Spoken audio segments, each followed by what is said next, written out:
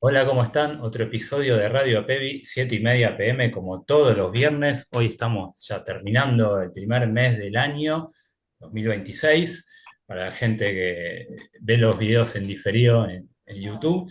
Hoy estamos con Lau Cusenza, Evelyn Brignoni, Gaby López Marín y Mariana Codia Carvajal. Y ya mismo vamos a recibir a nuestro invitado, que ahí ya lo tenemos en nuestro living virtual. Él es Pedro Alemani. Él es guitarrista, productor artístico. Él nació en Francia, pero en realidad es uruguayo, rioplatense, está muy cerquita de nosotros, no solo territorialmente, sino con su música.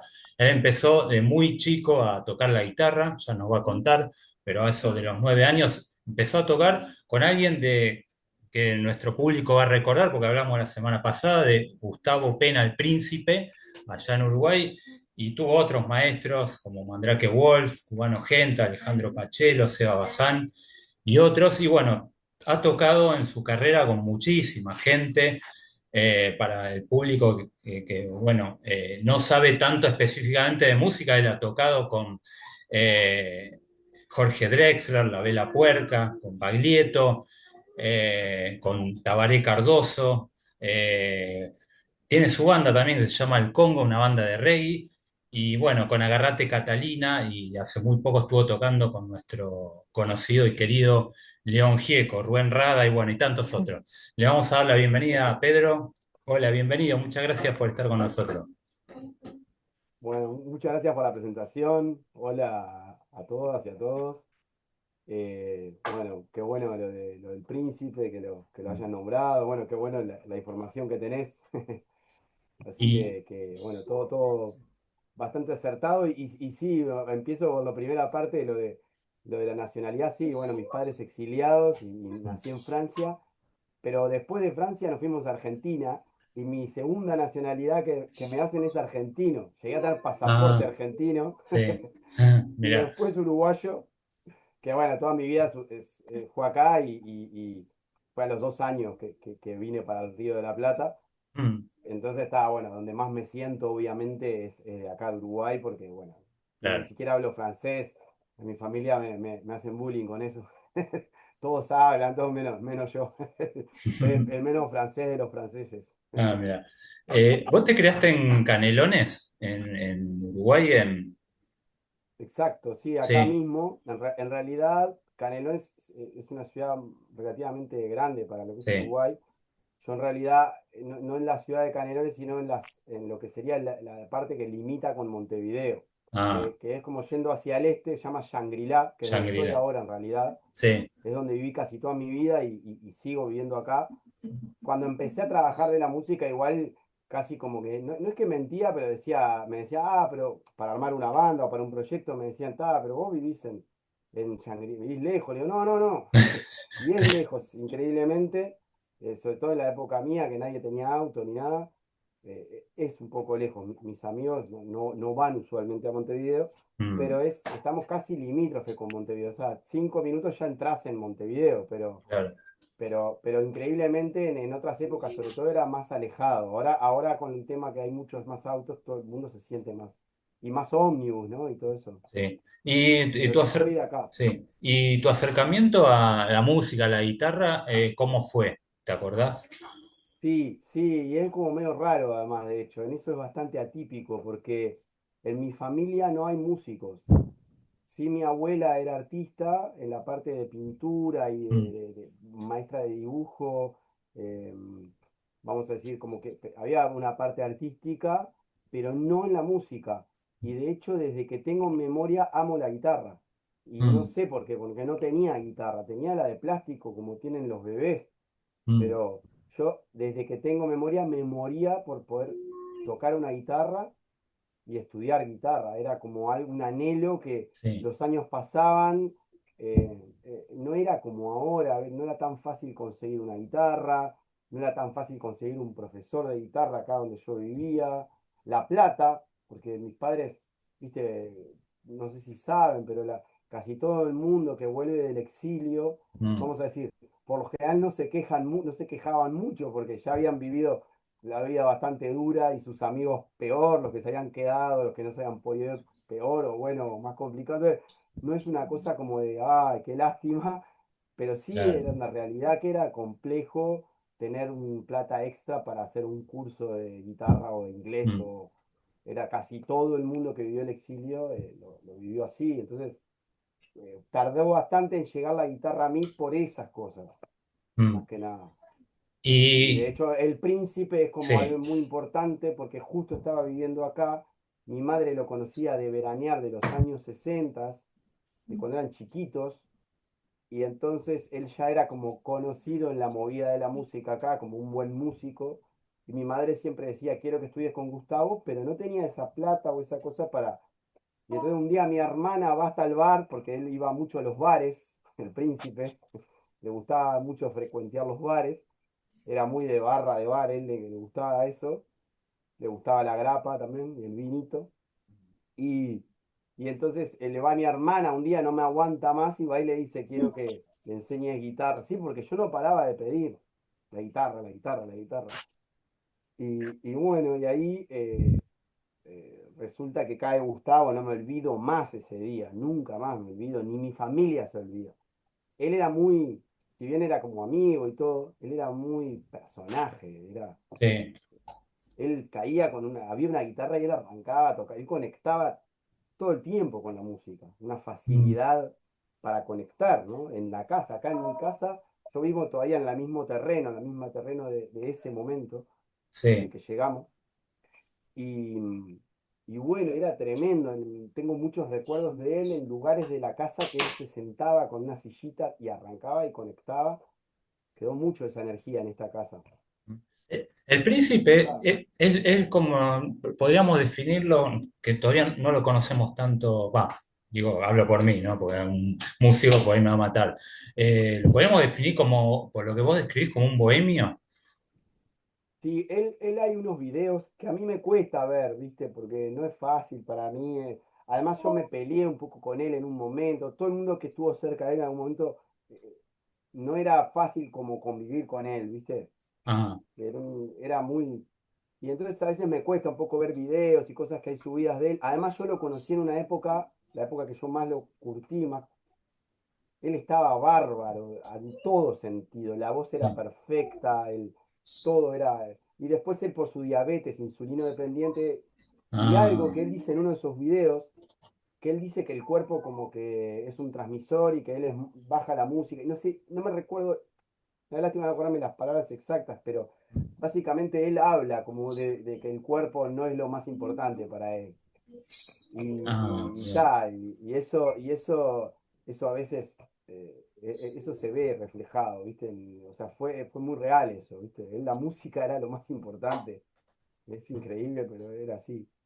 Y bueno, Y de sus enseñanzas, técnicamente o lo que vos, o espiritualmente, lo que vos recuerdes, ¿qué es lo que cuando salís a tocar, que has tocado con tanta gente importante, qué es lo que te acordás de sus enseñanzas? y yo creo que una de las cosas que aprendí de él es ese respeto a la música. De él y de muchos de esa generación, muchos músicos de esa generación, incluido Mandrake, Mm, incluido muchos músicos uruguayos que he conocido. Bueno, después argentinos, pero yo me empecé a vincular con la música argentina, con los músicos, vamos a decir, argentinos, ya hace menos tiempo, ¿no? No es de que me crié con claro, eso, pero con claro. Mandrake sí, ya también. Y muchos de esa época me marcó de muy chico ese respeto a la música, ¿no? Ujú. ¿Cómo respetamos a la música, ¿viste? Eh, Sí. Eso él, por ejemplo, el príncipe, cosas que la gente como que no sabe y que las cuenta y sorprenden, ¿no? Él era autodidacta y él Mm, se jactaba de eso, él te lo hacía saber muy rápidamente. Y él escribía solfeo increíble, él había estudiado flauta dulce y tocaba y escribía solfeo, pero precioso. Yo tengo que buscar los cuadernos que los tengo por ahí. Un ah, día los voy a subir en las redes porque escribía perfecto. Él me daba, yo lloraba mucho en muchas clases, mm, porque yo estaba con el fútbol también, quería atajar todo el día y jugar al fútbol acá en mi barrio, no habían muros, no había nada, entonces todo el tiempo te pasaban a buscar para ir a hacer ocio.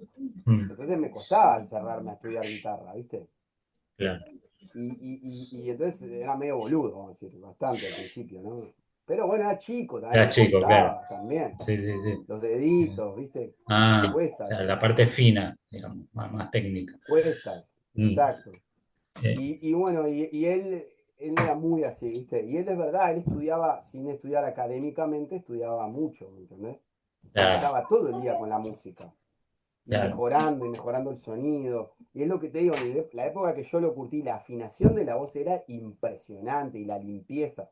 Yo no sé si escucharon el disco de La Fuente de la Juventud, es un disco que es una locura, porque lo escuchás ahora y suena como un poco viejo, pero en el momento, que fue en el año 91, creo que en 91 92, Miles Davis en el 94 recién saca un disco que tiene esa sonoridad. O sea, estaba Ah, muy una de las, actualizado, ¿viste? sí, Era una locura lo que él estaba. Él escuchaba mucho Miles Davis, mucho King Crimson, mucho Sonic Youth, no sé, bandas que decís vos, era una bestia, ¿viste? Y claro. Mandrake también, ¿viste?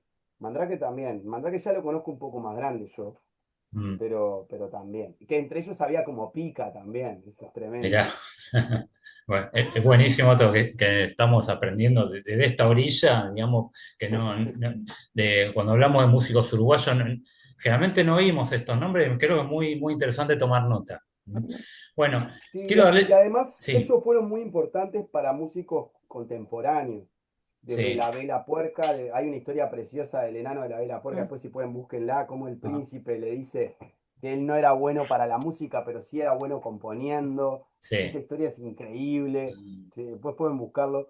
Eh, y también influyentes directamente, Martín Buscaglia, entonces agarran mucho de Mandrake ah, y del mirá. príncipe, de hecho tocan muchos temas de ellos y muchos músicos uruguayos que agarran de ellos, ¿no? Y argentinos yo he visto a lo largo también, y me doy cuenta también. Mm, Yo veo y veo también, veo cuando está la influencia de Gustavo, ¿viste? sí, Me doy cuenta y me encanta, es precioso eso. Eso pasa mucho con el público argentino, a veces la forma que viven las personas. Entonces está buenísimo que ahora, ¿entendés? Lo sientan así, a mí me encanta eso, ¿viste? mm. Sí, pero está chingó, ¿viste? Hizo unas versiones y es muy lindo eso que pase, ¿no?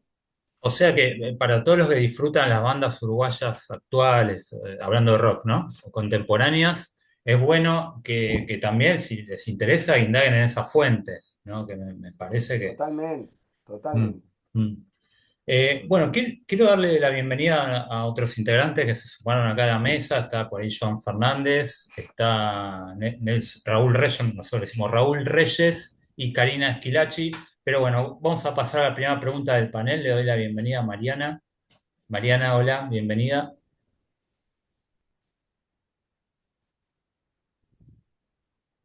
Ay, Buenas noches.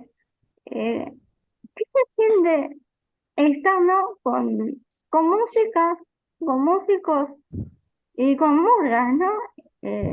Tan famosas, porque los he escuchado a los músicos que con vos que están con vos y Araca en la cana. No sé si ya estoy pronunciando bien el nombre.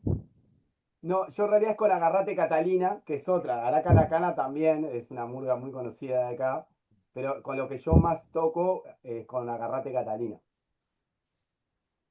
y bueno, ahí, Marian, bueno, me parece que ahí terminaste la pregunta porque cerraste el micrófono, pero quiero retomar porque lo tenía ahí apuntado.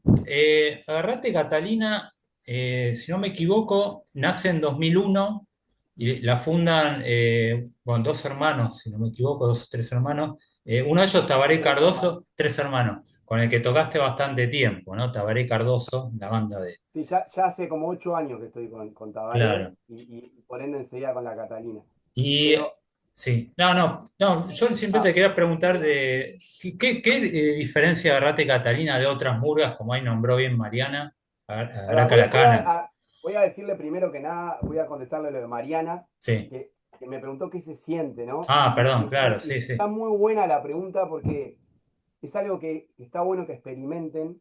eh, con las murgas uruguayas tienen la peculiaridad la forma de cantar, ¿no? Que tienen muchas peculiaridades que obviamente que si escucharon ustedes lo saben, ¿no? O sea, lo que voy a decir casi es sobresabido, pero igual, esa forma, la impostación de la voz, tiene esa cosa como, como con mucho volumen, Sí. ¿no? Como que revienta la voz, ¿no? Y tiene, bueno, que es diferente, ¿no? Otras cosas. Entonces pasa algo muy loco a veces, cuando la murga es buena, hace una gran diferencia como con una murga más amateur o que justo no esté ese día o ese periodo de tiempo ensamblada. Es como que se siente mucho la diferencia cuando una murga está sólida. Y esta murga puntualmente tiene una peculiaridad de que no solo sale en carnaval, sino que trabaja todo el año, que es algo bastante atípico. No digo que son los únicos, porque yo sé de muchas murgas que de hecho ya con estos años me los he cruzado yendo a Argentina a tocar, sobre todo eso, ¿no? Ir para allá. Entonces eso hace que tenga un rodaje a lo largo del año, ¿no? Pero bueno, voy a hablar de la Catalina que fue la de la pregunta y que además es de las pocas. Yo no toqué con muchas murgas en mi vida. De hecho, con Araca la Cana nunca toqué.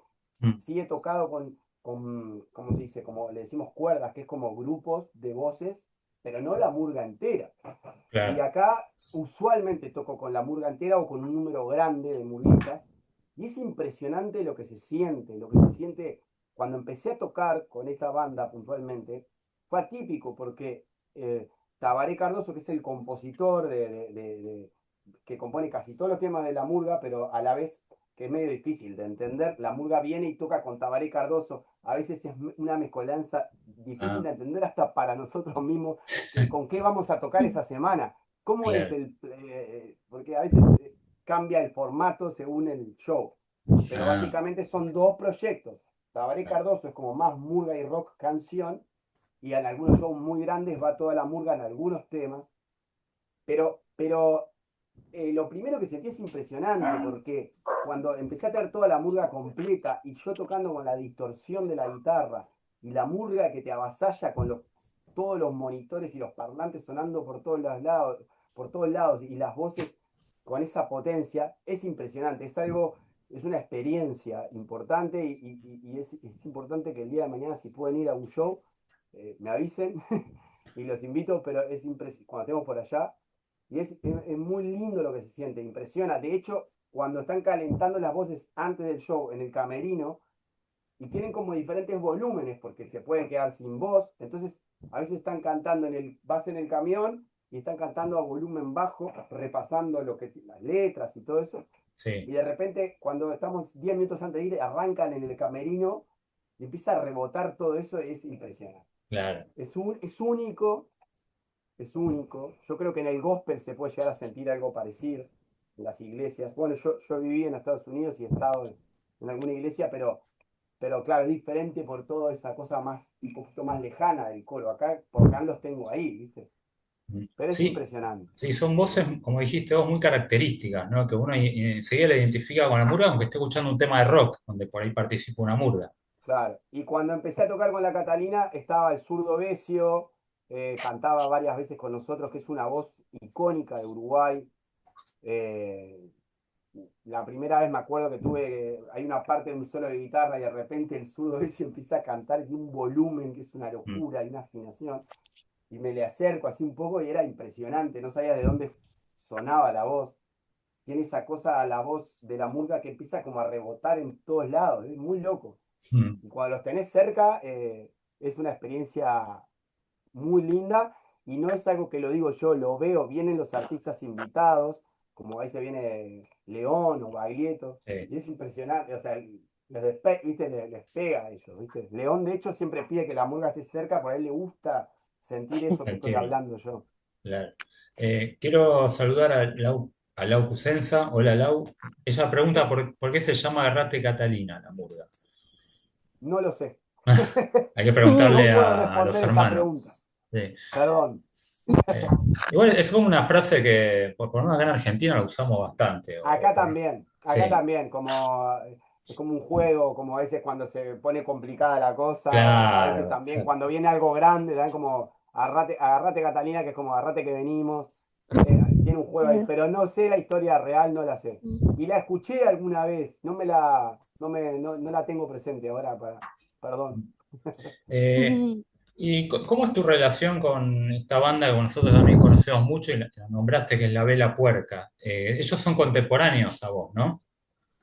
Exacto, con ellos me he cruzado yo de chico, yo soy un poquito más chico de edad y bueno, con No te va a gustar y La Vela es como estamos ahí, la generación, yo soy un poco más chico que ellos, eh, pero después el baterista que entra, que es Pepe Canedo, es un baterista acá muy conocido, es es con el que tengo más relación de la banda, eh, él en sí lo conozco por El Príncipe, lo conozco Mm, cuando yo tenía apenas 13 14 años, yo empiezo a estudiar El Príncipe por problemas de guita o algo, se va a la casa de Leo Anselmi, un bajista uruguayo, y que tocaba con él, y, y bueno, entonces empiezo a ir a clases a la casa de él y Pepe empezaba ahí, iba todo el tiempo, tenía una banda llamada Tribilín, que ensayaban en esa casa y venía todo el tiempo ahí.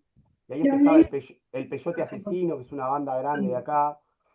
Tuvimos un Y el mes. Pepe tocaba conmigo ahí, me tiraba onda y tocábamos Red Hot Chili Peppers y cosas así. Y me acuerdo, y Led Zeppelin, yo sabía Black Dog. Y bueno, ahí empiezo a tener relación con él. Y bueno, él después entra en La Vela y ya hace un montón de años que toca. Y bueno, hay un poco la relación con ellos. Después, acá es muy chico, todo el tiempo te estás cruzando, es constante eso. mm, Eh, no hay vuelta, ¿viste? Acá Uruguay tiene eso que es lo malo y lo bueno, le digo yo, porque sí. lo malo porque es difícil vivir de esto, Mm, un dato no menor, que en Uruguay es muy difícil vivir solo de un proyecto. sí. Yo, o sea, pero eso es lo malo y lo bueno.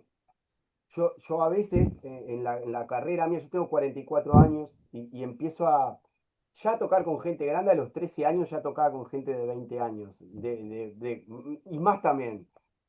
Pero, pero cuando en un momento ya me iba bien, me empiezo a plantear, ¿viste? ¿Qué estaría bueno vivir ¿viste? De una banda, ¿viste?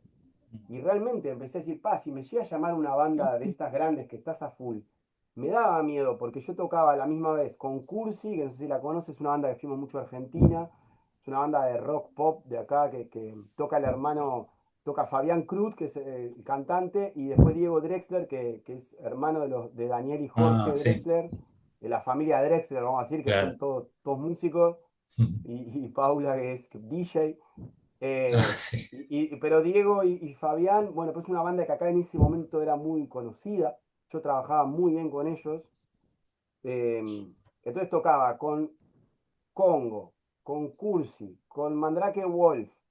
Y de repente me llamaban otras bandas para tocar. No sé, ahora no me viene a la cabeza, pero muchos artistas. Estaba con 7 8 proyectos, todo el tiempo rotando.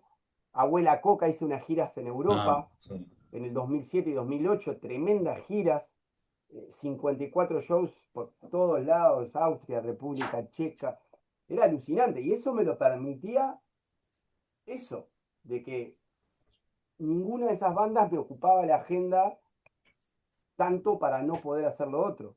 Mm, Entonces, la cantidad de información de canciones que tenía anualmente en mi cabeza, mm, esa información, vos podés decir, hay que acordarse, no sé, pero es información riquísima claro. que te hace, y tocando todo composiciones, porque después tenía los trabajos de covers, hacía Mm, covers, sí, pero lo que es tocar con compositores es una de las cosas que yo siempre traté de que sea mi motor y que eso me pueda dar dinero para vivir.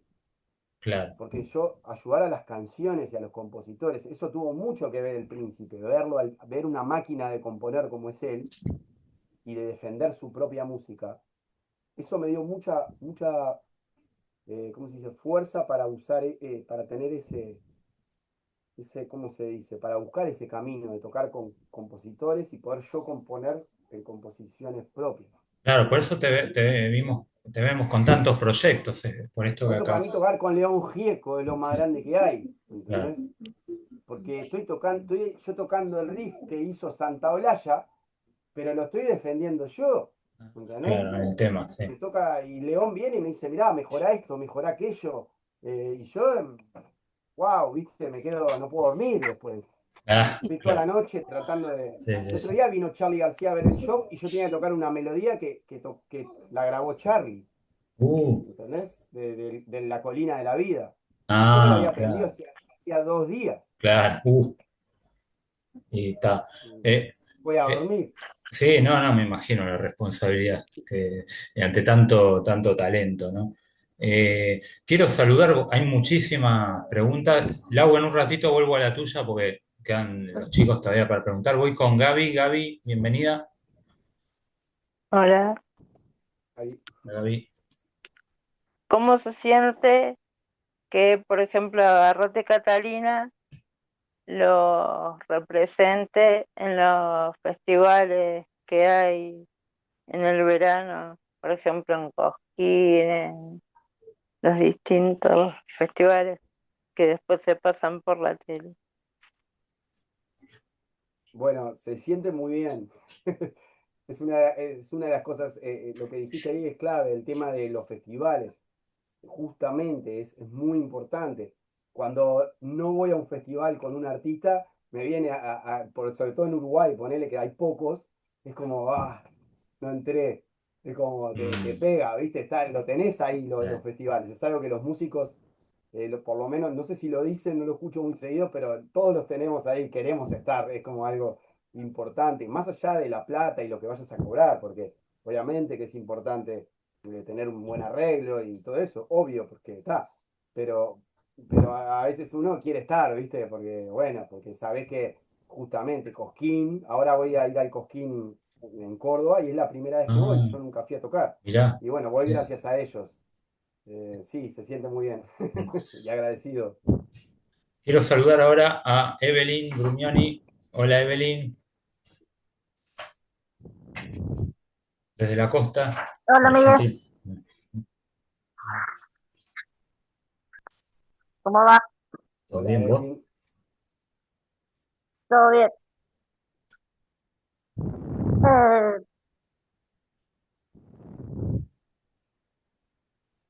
Eh, Pensaba, creo que igual varios hicieron preguntas parecidas, pero eh, ¿cómo se te dio el, la cosa de dedicarte específicamente a la música? Porque también a todos nos gusta y es en cierto punto escuchar música o qué sé yo, pero de ahí a dedicarte, Totalmente.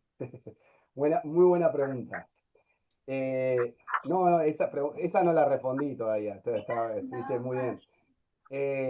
Bueno, mira, es raro lo que me pasa. Esto no está bueno que hayan menores estudiantes. No es un buen ejemplo lo que voy a decir. Pero bueno, voy a contar la verdad. Eh, yo, bueno, como dije, amo la guitarra desde que nací. Y bueno, una de las cosas que me pasaba con ciertos músicos, incluido el Príncipe, que yo veía que las clases de guitarra yo veía que se pagaban bastante bien. Yo decía, yo empecé a oler ahí de que se podía vivir. Yo decía, si yo logro tener tantos alumnos, hacía las cuentas y me daba, viste, que podía llegar a vivir. Y estoy hablando de esto con 12 13 años. Empiezo a ver esto.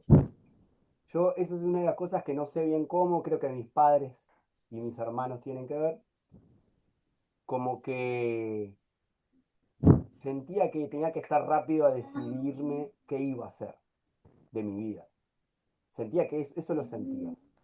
Pero a la misma vez, ahí la parte negativa, sentía que el liceo y la escuela no me gustaban. No me gustaba estar encerrado en un lugar. Había algo que me hacía mucho ruido, estar encerrado.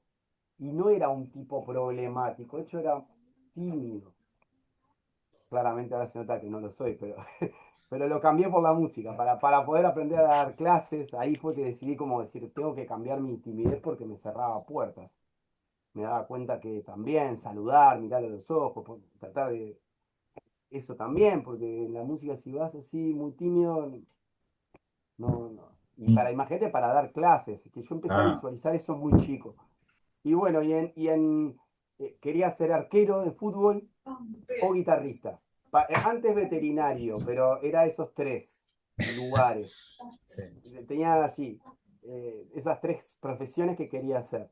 Veterinario la descarté porque se involucraba muchas horas encerrado, eh, estudiando, lo que no me gustaba. Y leer, siempre tenía muchos problemas, tengo, hasta el día de hoy me cuesta leer.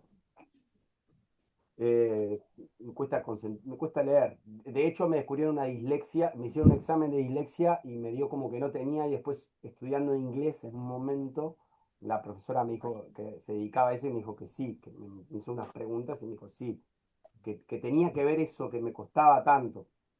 Y entonces me peleo con un director técnico porque no me entrenaba, yo me enojé porque no me entrenaba arquero, y fui a una escuela gratis de fútbol que el profesor era Mazurkiewicz, que es el arquero más grande de la historia de este país, Ah, sí. y lo conocí personalmente y me entrenó una serie de entrenamientos. Entonces volví a mi equipo y le pedía que me entrenara y me enojé con el director técnico que no me daba pelota y no fui. Me quedaba en casa entrenando y después iba a los partidos. Y entonces me peleé y ahí dejé el fútbol. Ah, mira. Estamos hablando con 13 años, creo, 12, Ah, 13. y ahí ya Y afiliate con ahí, la música. sí, y ahí, bueno, voy a hacerlo un poco más rápido, si no voy a dejar a todos sin respuestas. Pero básicamente en tercero de liceo eh, me echan de una clase. Yo creo que ni siquiera estaba haciendo nada, pero me echó un profesor y unos compañeros míos llevaban guitarra. Yo ya tocaba muchas horas por día. Ya a los 14, a los 16 años era esto, 15, 16 años. Y estoy tocando y toco a ver si toco tipo una base de blues y hago una cosa así como, y me aplauden un aplauso solo en el corredor del liceo y era la directora diciéndome, ¿qué haces acá? Y le digo, no, me echó el profesor, no, no, no, ¿qué haces acá en el liceo? Y le digo, no Ah. sé qué hago acá. Me dice, porque yo algo que me encargué es tener 12 en música siempre y todo lo demás bajo. Ese año tuve todo bajo en tercero de liceo y me dice, dedícate a eso, me dice. Ah, Acá no tenés nada que hacer, no te va. Y ahí hablo con mi madre, que era profesora de liceo público, que la conocía esta directora, y dejé el liceo y se quería morir mi madre. ¿Qué, qué? Y yo le dije, bueno, ¿qué quieres que te mienta? Que me vaya a drogar, y por alrededor había mucha droga y todo. Yo ni fumaba porro, ni alcohol, ni nada. Y no, o me quedo encerrado 8 horas por día y en 2 años no te pido más nada y yo me pago todo. Y así hice y cumplí con eso. Me pidió que me anotara en el liceo, me anoté, pero no iba. Si tenía ensayo, iba al ensayo. Y estudié de 8 a 12 horas por día durante 2 años, de mis 15 a los 18. Y eso me hizo subir mucho. Y ahí empecé a tocar muchas horas por día, muchísimos años, sin parar, contando 3 días al año sin tocar, todos los días tocando muchas horas. Y eso lo sigo haciendo, trato de entrenar todo el tiempo. Y así bueno, fue. sí. Vamos a ver si nos entran todas las preguntas. Perdón, perdón, No, voy está más buenísimo, rápido. está buenísimo. Tenemos que hacer una segunda parte en algún momento. Si Quiero quieren la saludar. hacemos, si quieren seguir la hacemos, por mí todo Sí, bien. cómo no. Voy a saludar ahora a Joan Fernández. Hola, Joan, bienvenido. A ver, Joan, parece que está tratando de abrir el micrófono. Ahí va. Hola, Joan. Buenas noches. Buenas noches, Joan.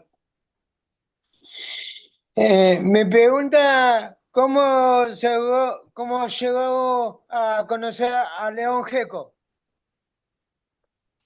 Bien, León lo conocí gracias a esto, a la Catalina, que ellos ya habían hecho una serie de shows y unas giras hace muchos años y, y se está haciendo el Cosquín Rock, se hace en Uruguay también, ya hace varios años, y en uno de ellos se armó un show que era la Catalina y León Gieco rock, era como la Catalina rock y León Gieco. Y ahí me llamaron y ahí lo conocí, tremenda experiencia.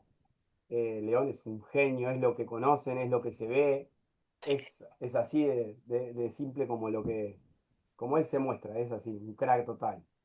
Y así lo conocí, empecé a tocar ahí con él y ya ahora hace como 6 7 años que toco seguido con él y es precioso convivir eso. Bueno, quiero decir a esta altura que técnicamente nos quedarían 2 minutos de charla, pero acá el señor Zoom no me ha avisado que se va a cortar, así que por la duda seguimos un rato más, ¿eh? Si se llega a cortar, le pido Dale. disculpas a todos, en especial a vos, Pedro, pero bueno, vamos a aprovechar la Sí, a mí acá gentileza. arriba me pone time left 1:37. Ah, mira, a mí queda muy poquito, Mm. así que vamos con la última pregunta. A ver, Cari, ¿nos está escuchando?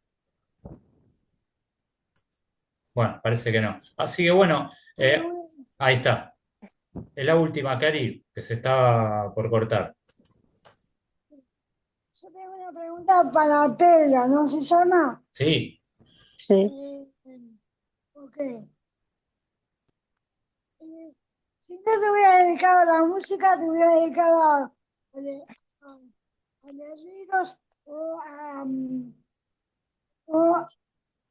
o a escribir otras cosas.